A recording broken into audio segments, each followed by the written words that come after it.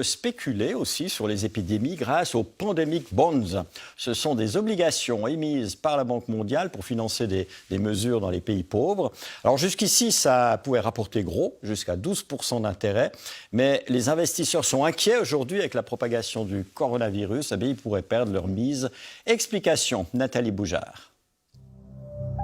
Grippe, malaria, grippe aviaire, choléra, Ebola, coronavirus.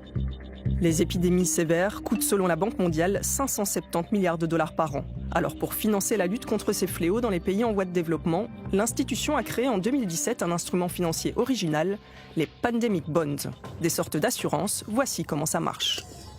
La Banque mondiale émet ses obligations pandémiques, achetées par des investisseurs, hedge funds, fonds de pension, gestionnaires d'actifs. En échange, ils encaissent jusqu'à 12% d'intérêt. Intérêt versé par des pays donateurs. Durée de ces obligations, 3 ans. Elles arriveront à échéance le 15 juillet 2020. S'il n'y a pas de pandémie d'ici là, les investisseurs touchent les intérêts et récupèrent en plus leur mise de départ. S'il y a une pandémie, le versement des intérêts est stoppé et l'investisseur perd sa mise de départ qui sera reversée en partie aux pays qui en font la demande. Pour ce professeur de finance, ces pandemic bonds sont un outil intéressant. Si vous y réfléchissez, c'est un système bien pensé, parce que l'alternative serait que les pays donateurs financent eux-mêmes les besoins des États touchés, disons avec 300 millions. Au lieu de ça, ce sont des investisseurs qui fournissent ces 300 millions, parce qu'ils touchent des intérêts payés par les pays donateurs. Donc ceux-ci payent bien moins que s'ils versaient directement l'argent. Jusqu'ici, le système profite aussi, voire surtout, aux investisseurs. Ils ont d'ores et déjà touché une centaine de millions de dollars d'argent public sous forme d'intérêts. Leur mise de départ, par contre, n'a pas été entamée. Malgré plusieurs crises épidémiques, notamment d'Ebola, jamais aucun centime de ces pandemic bonds n'a été débloqué. Pourquoi ? Parce que le diable se cache dans les détails de ces 386 pages de clauses complexes. Si vous passez en revue des critères du prospectus de ces obligations, vous savez, c'est une zone grise. Les virus concernés, le nombre de décès, la vitesse d'évolution, le début de la pandémie.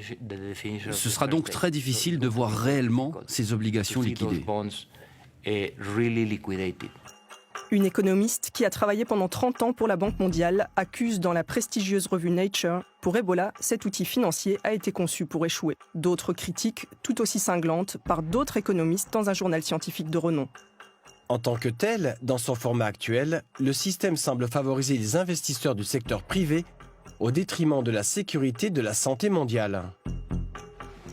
Nous sommes allés voir Médecins sans frontières qui intervient lors de ces épidémies pour avoir leur avis. Les critères pour débloquer ces assurances seraient des critères qui ne seraient pas bons pour Médecins sans frontières. Donc il faut attendre que la crise ait duré pendant plus de 80 jours, qu'elle soit internationale. Donc les fonds sont débloqués de façon tardive par rapport au début d'une urgence. Ce sont des critères qui nous feraient prendre trop de risques lorsqu'on démarre une réponse à une urgence. Même ce partisan des pandemic bonds pense qu'elles ont quelques défauts. Les fonds ne sont versés qu'après l'éclatement de la crise, pas avant.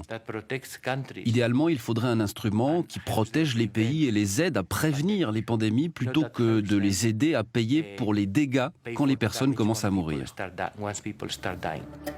L'actuelle pandémie, 6 513 morts, 169 387 personnes infectées dans 124 pays du monde. Le coronavirus vient éprouver ses obligations juste avant que le capital ne soit reversé aux investisseurs le 15 juillet prochain. Ce que cet instrument financier montre, c'est que déjà en 2017, il y avait des spécialistes qui ont établi qu'une épidémie de coronavirus était probable. Donc, premièrement, ils avaient connaissance du virus. Et deuxièmement, ils ont considéré déjà à ce moment-là qu'une épidémie était probable. Ce qui est aussi surprenant, c'est que ces obligations arriveront à maturité en juillet 2020. C'est comme si quelqu'un avait eu une fabuleuse vision en émettant ces outils financiers. Ces obligations pandémiques pourraient être libérées aux alentours du 23 mars. Peut-être, en partie, pour la première fois de leur existence.